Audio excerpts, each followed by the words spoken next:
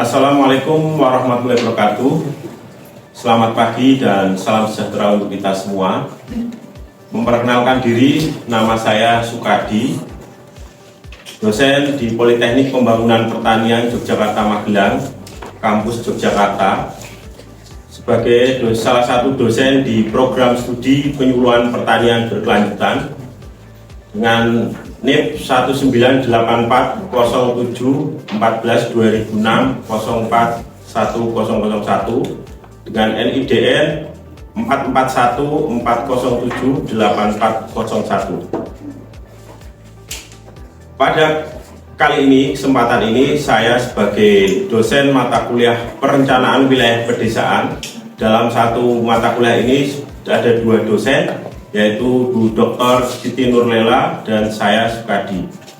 Nah, di mata kuliah perencanaan wilayah pedesaan ini ada 3 SKS, yaitu 1 SKS teori dan 2 SKS praktek. Di capaian pembelajaran mata kuliah ini yaitu mampu menyusun perencanaan pembangunan wilayah dengan cara menganalisis data dan identifikasi potensi wilayah, komoditas unggulan, peluang usaha, potensi wilayah dengan sistem informasi geografis sesuai standar perencanaan wilayah dalam bentuk dokumen perencanaan potensi wilayah untuk digunakan menyusun program penyuluhan.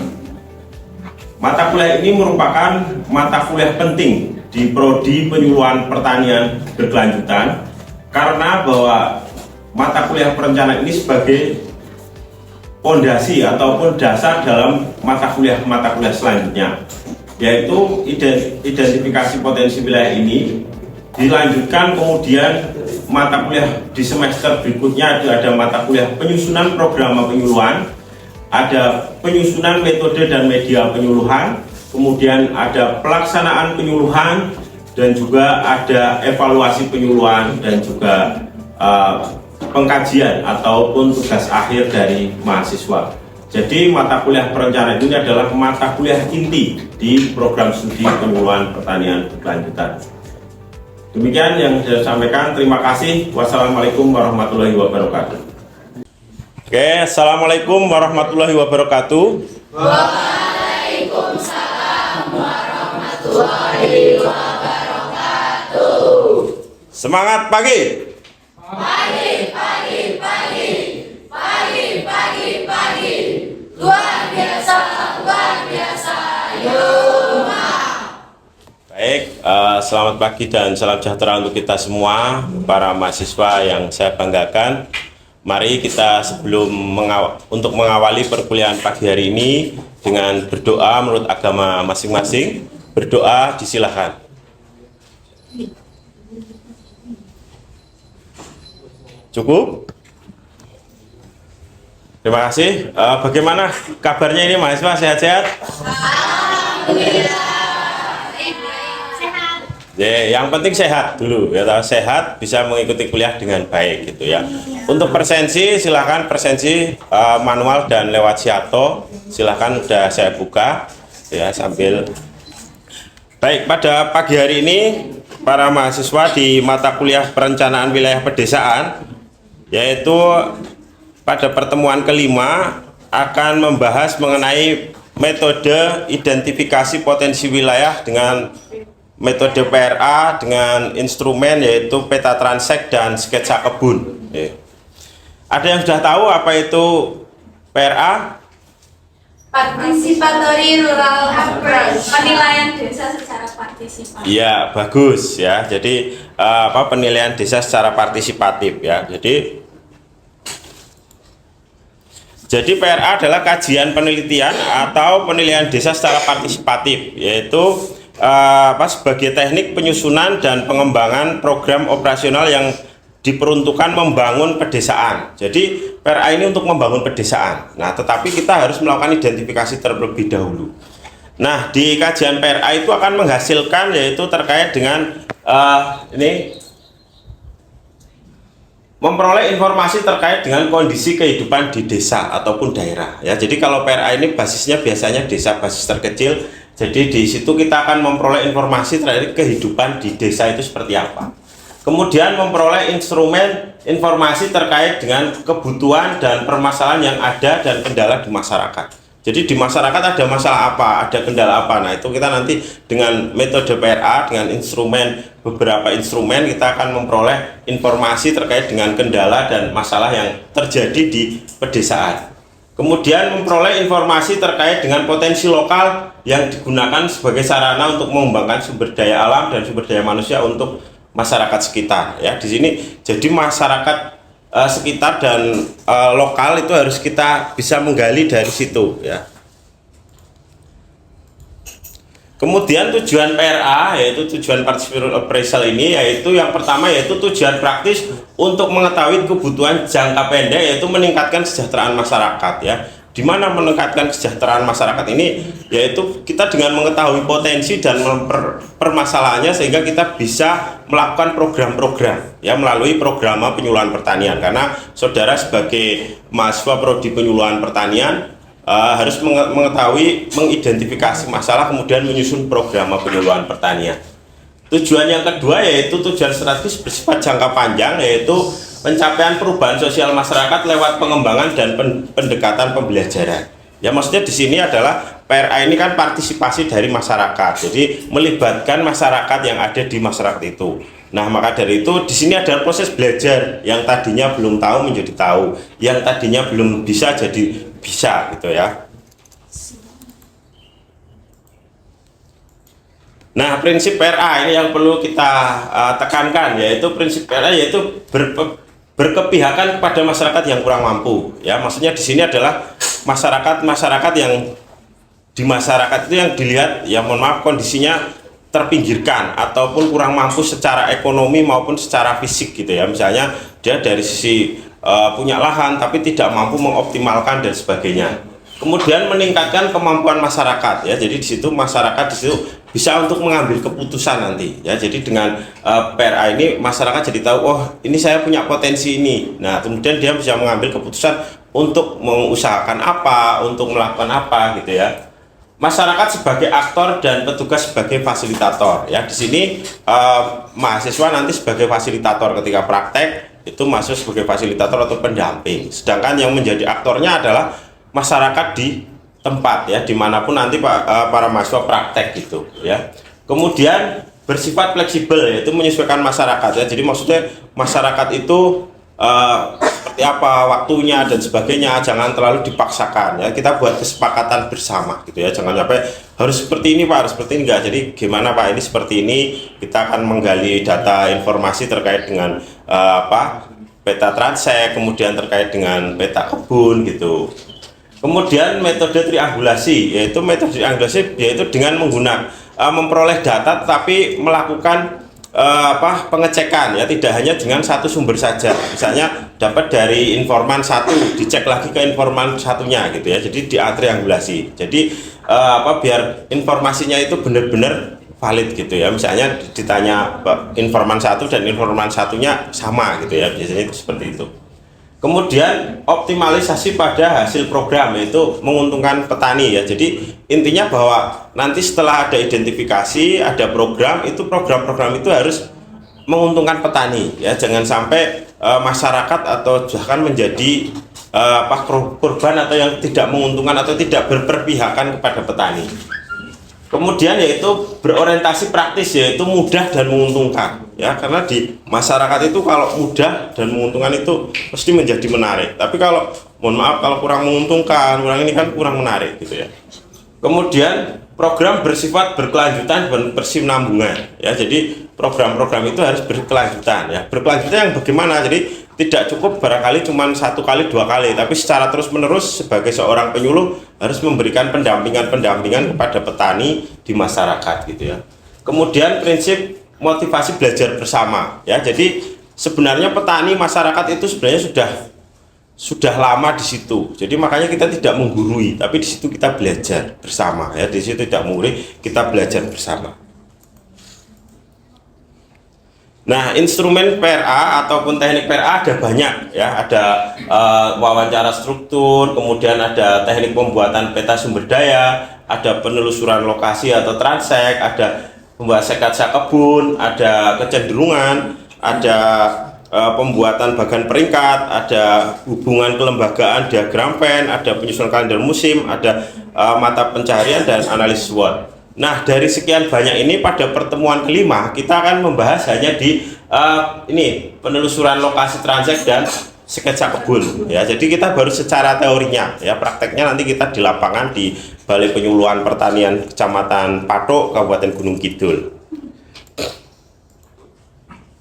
Nah, yang pertama yaitu transek ya. Transek adalah penilaian partisipasi pedesaan yang digunakan untuk menggali informasi secara mendalam tentang sumber daya alam, penggunaan lahan, topografi, vegetasi, sistem pengertanian, serta masalah dan potensi yang ada di suatu wilayah. Ya, jadi transek ini kita akan menelusuri suatu wilayah. Nah, di situ akan mencatat vegetasinya apa, ya topografinya, kemiringannya seperti apa, masalahnya apa, ya misalnya di situ masalah kekeringan atau masalah serangan OPT atau masalah lain. Nah, monggo nanti silakan dari lapangan kita bisa mencatat seperti itu gitu ya. Kemudian transek dilakukan jalan melintas ya, dari titik A ke titik B. Yang penting semuanya terwakili gitu ya, prinsipnya semua terwakili. Jadi di situ misalnya ada satuan pengguna lahan untuk padi, untuk pekarangan, untuk perkebunan atau untuk peternakan, semua terlewati. Nah, di situ ada apa aja gitu ya. Nah, dalam proses ini melibatkan masyarakat dan penyuluh setempat ya, karena ini mahasiswa proses belajar, semuanya harus melibatkan masyarakat dan penyuluh ya. Walaupun nanti kalau sudah jadi penyuluh harus melibatkan masyarakat setempat ya, tidak bisa namanya partisipasi kok hanya penyuluhnya saja gitu ya, jadi kurang tepat.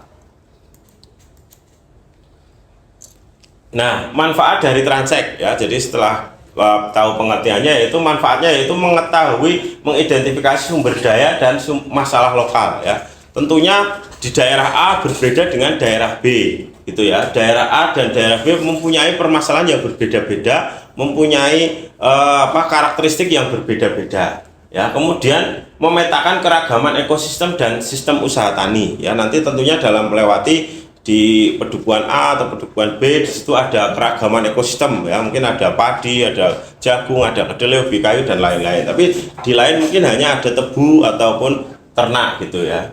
Kemudian meningkatkan partisipasi masyarakat ya. Jadi di sini masyarakat diajak, ayo Pak, jenengan itu sebenarnya punya potensi yang besar. Cuman sekarang ini belum teridentifikasi kemudian sebagai program-program kerja. Nah, kemudian sebagai dasar penyusunan programa atau program ya. Jadi dari hasil nanti ini kita sebagai dasar menyusun programa dalam 1 tahun ke depan ya. Dalam penyuluhan pertanian itu ada identifikasi, kemudian penyusunan programa, kemudian ada pelaksanaan penyuluhan gitu ya. Kemudian menjadi alat komunikasi visual ya, maksudnya ketika nanti transek udah dibuat bagan transek dan juga gambar transeknya, maka itu sebagai alat komunikasi. Ketika ditempel itu macam pesan, jadi sebenarnya di daerah ini tuh punya potensi ini aja, permasalahannya ini aja, ketinggian tempatnya seperti ini gitu.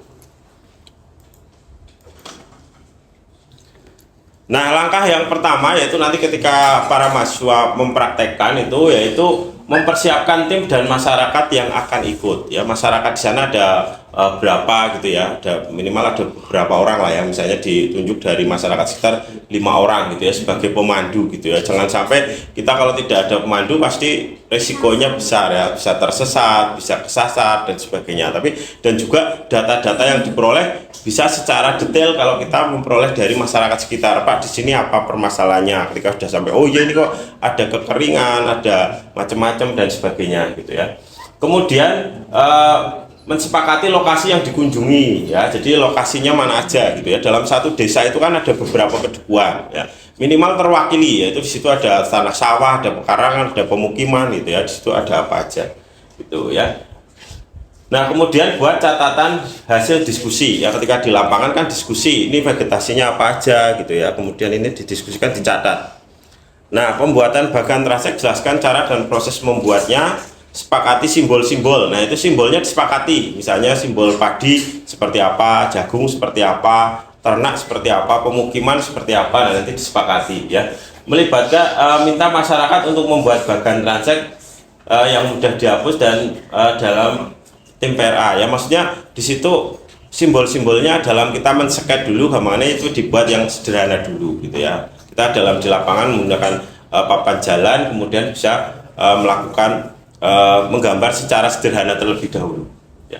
Kemudian buat catatan dan diskusikan, cantumkan nama peserta dan pemandu serta tanggal diskusinya. Ya, jadi dalam kita melakukan transek itu kapan dilaksanakan, siapa saja yang terlibat itu harus dicatat gitu. Nah ini dalam timnya itu seperti ini ya. Jadi desa apa, kecamatan apa, kabupaten apa timnya. Nah, ini sebagai ketuanya, monggo. Ketuanya ya dari petani gitu ya. Kemudian nanti para mahasiswa sebagai pendamping dan juga penyuluh. Anggotanya ini juga petani dan juga nanti ada dari mahasiswa gitu.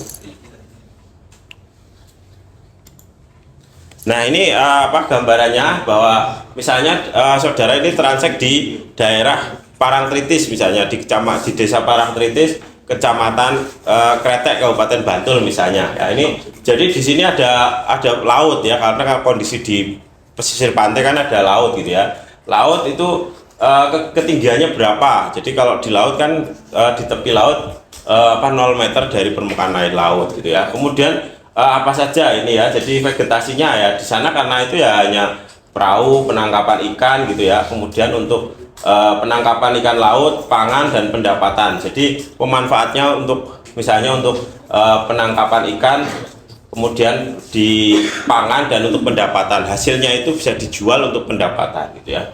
Kemudian alat dan prasarana dalam penangkapan ya, maksudnya di sana permasalahannya terkait dengan alatnya, misalnya alat jaringnya udah mulai rusak ataupun kapalnya perahunya sudah mulai rusak dan sebagainya, misalnya dijumpai seperti itu. Ini contoh ya, contoh. Jadi besok ketika praktik disesuaikan dengan kondisi ya.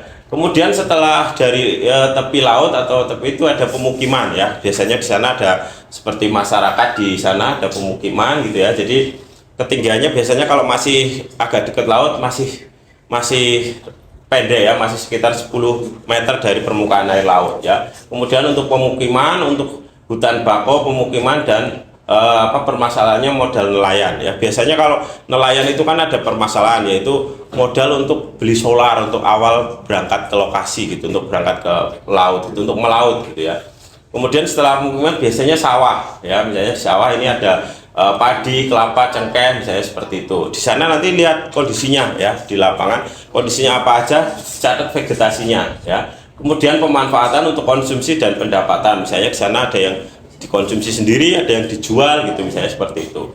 Kemudian masalahnya tenaga kerja ya, misalnya tenaga kerja sudah banyak yang urbanisasi pindah ke kota sehingga permasalahan itu muncul gitu ya. Kemudian terkait dengan sawah tada hujan gitu ya, misalnya penggunaan sawah tada hujan dengan pemukiman ya, misalnya kan biasa masih agak tepian laut kan biasanya masih irigasinya belum bagus gitu ya. Jadi menggunakan di sini masih sekitar 50 meter dari permukaan air laut, kemudian padi, kelapa, kakao, buah-buahan gitu ya. Kalau masih tepi laut biasanya masih banyak kelapa gitu ya, misalnya seperti itu. Ya, kemudian pemanfaatan untuk pangan, pendapatan dan tempat tinggal. Masalah yaitu pengairan belum ada irigasi ya, biasanya sawah tada hujan Tegalan itu irigasinya belum ada gitu ya. Kemudian hutan terlantar dan kebun sawah dan hutan gitu ya. Jadi misalnya ini untuk hutan ya, misalnya setelah itu ada hutan gitu ya. Kemudian ada semak belukar, alang-alang, bambu, kelapa, jagung gitu ya. Misalnya kan di hutan yang bisa dimanfaatkan untuk tanaman, masyarakat bisa menggunakan gitu ya. Kemudian untuk konsumsi dan pendapatan, permasalahannya yaitu pemanfaatan yang kurang produktif, pengairan, penyediaan semprot dan produksi rendah gitu ya. Jadi karena kan kadang budidayanya belum optimal, jadi produksinya masih relatif rendah. Kemudian kawasan hutan gitu ya, misalnya di situ ada kayu rotan, ada padi, ada lain-lain gitu ya, apa aja yang ada di sana. Nah, itu masalahnya yaitu pengambilan rotan ya, misalnya pengambilan secara tidak bergiliran atau gimana sehingga rotannya bisa habis gitu, misalnya seperti itu. Nah, ini contoh gambaran transek yang ada di tepian pantai gitu.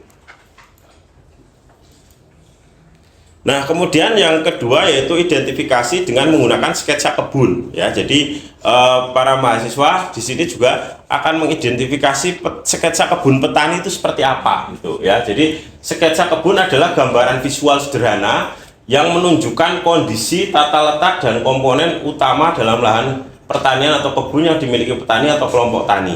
Ya, jadi gambaran visual sederhana gitu ya. Jadi di petani itu kebunnya seperti apa gitu ya di situ. Nah, yaitu sketsa kebun merupakan representasi kasar dari elemen-elemen penting di kebun dan lahan seperti letak bedengan gitu ya, kemudian irigasi gitu ya, kemudian posisi pohon pelindung, pagar dan kandang ternak, zona penanaman, jalan masuk dan batas kebun. Nah, di situ ada apa aja gitu ya, misalnya ada tanaman sela, ada tanaman pelindung, ada tanaman rumput hijau ataupun macam-macam. Nah, itu biasanya di mana gitu ya. Nah, kemudian manfaat dari sketsa kebun ini yaitu membantu analisis tanah, analisis tata letak lahan ya. Jadi lahan sak petak itu misalnya berapa ribu meter dimanfaatkan buat apa aja. Memfasilitasi perencanaan usaha tani ya. Jadi dari tahu luasnya, dari tahu petaknya, kira-kira nanti usaha taninya ini gitu. Kemudian menjadi alat komunikasi visual ya, maksudnya masyarakat di sana rata-rata seperti apa gitu ya. Kemudian mendorong partisipasi aktif petani ya. Jadi petani itu diajak aktif, Pak ini sketsa kebunnya seperti apa, Bu ini sketsa kebunnya seperti apa gitu. Kita datang ke lokasi gitu ya. Mendorong partisipasi aktif petani ya. Jadi petaninya ketika aktif kan harapannya bisa untuk mengembangkan usaha-usaha taninya sehingga bisa untuk kesejahteraan. Baik, dari kuliah pagi hari penjelasan itu silahkan dari mahasiswa untuk menanyakan, untuk yang barangkali belum paham silahkan untuk ditanyakan terkait dengan transek dan juga sketsa kebun. Silahkan. Silahkan. Baik, terima kasih sebelumnya. Saya Lela Anjani, absen 12. Izin bertanya, kan kita mahasiswa juga bukan warga lokal yang mana masih awam juga. Takutnya ada warga yang iseng gitu untuk membohongi data yang kita minta. Nah, itu supaya data yang kita kumpulkan itu dianggap lebih valid. Kira-kira ada pihak lain nggak ya selain masyarakat yang seharusnya kita libatkan dalam pengumpulan data untuk PRA tersebut?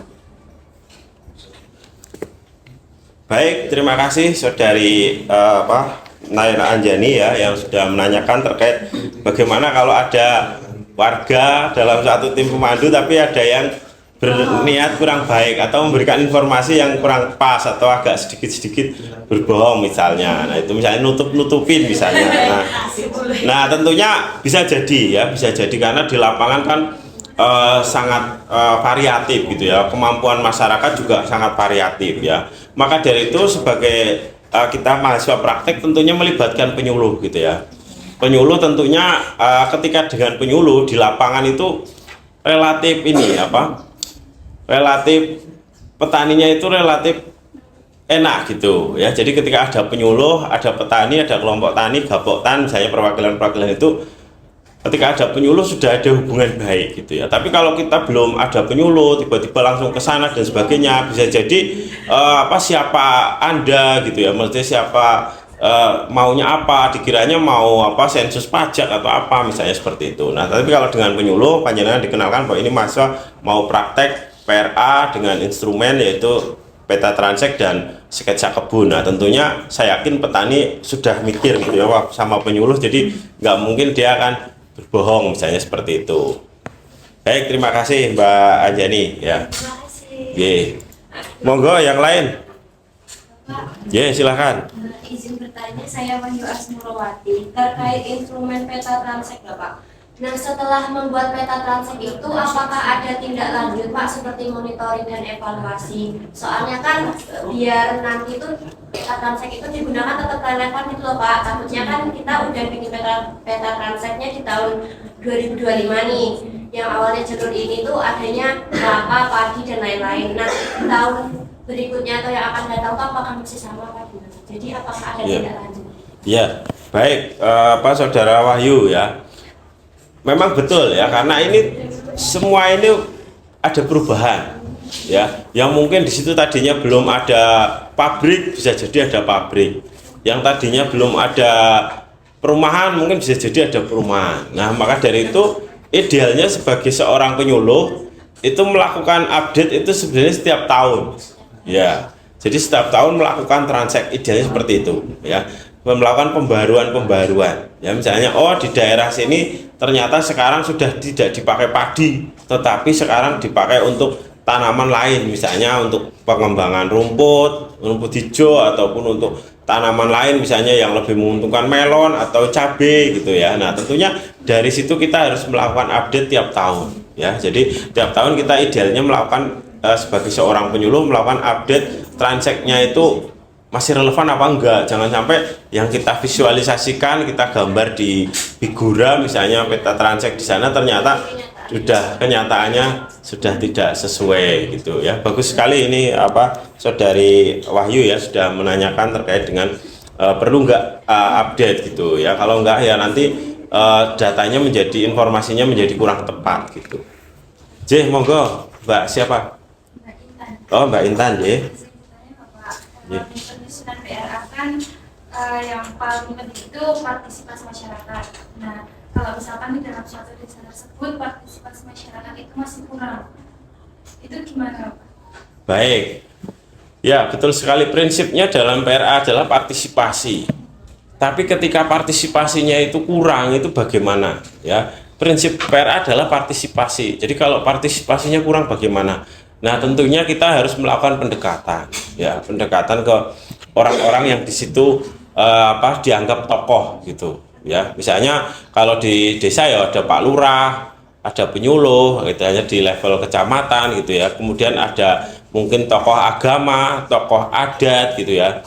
Kalau beliau sudah oke kan masyarakat lain sudah oke. Misalnya tokoh adat gitu ya, di situ masyarakat yang masih kental dengan adatnya di sana, misalnya kepala suku ataupun yang lain gitu ya. Kalau di daerah-daerah tertentu kan mungkin masih menggunakan seperti itu ya. Tapi kalau di Jawa khususnya ini sudah menggunakan dari penyuluh, kepala desa, Pak Dukuh, Gapoktan, Poktan sudah insya Allah sudah siap gitu. Tapi kalau di daerah-daerah tertentu kan bisa jadi orangnya sedikit, sudah pada sibuk kerja di perkebunan sawit misalnya atau perkebunan karet, bisa jadi kan agak susah mencari orangnya. Nah, maka dari itu melakukan pendekatan kepada tokoh masyarakat, nanti siapa yang ditugaskan oleh tokoh masyarakat atau diminta tolong untuk tokoh masyarakat untuk ikut dalam terlibat penyusunan transek dan sketsa kebun ini gitu. Jadi gitu ya Mbak Intan. Monggo kalau ada lagi.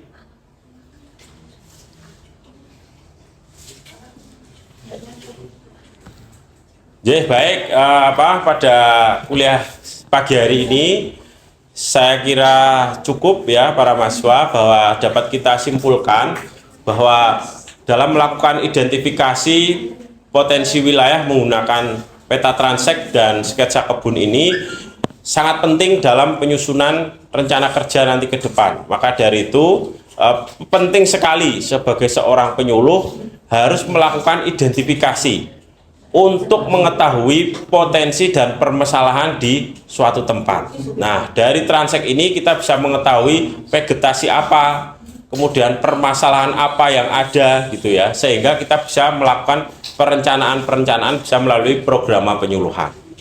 Melalui sketsa kebun ini kita bisa mengetahui sistem tanam apa yang ada, sistem pengairan, dan juga kondisi ya, kontur di lapangan itu seperti apa ya. Jadi airnya seperti apa, dengan sketsa kebun ini jadi tahu irigasinya seperti apa, apakah ada hujan, apakah ada irigasi, ataukah nempel irigasi atau tidak.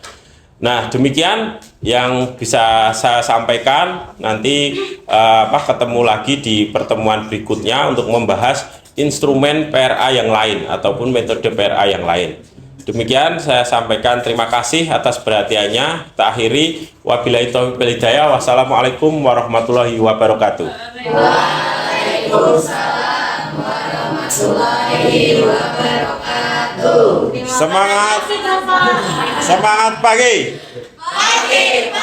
Pagi. Luar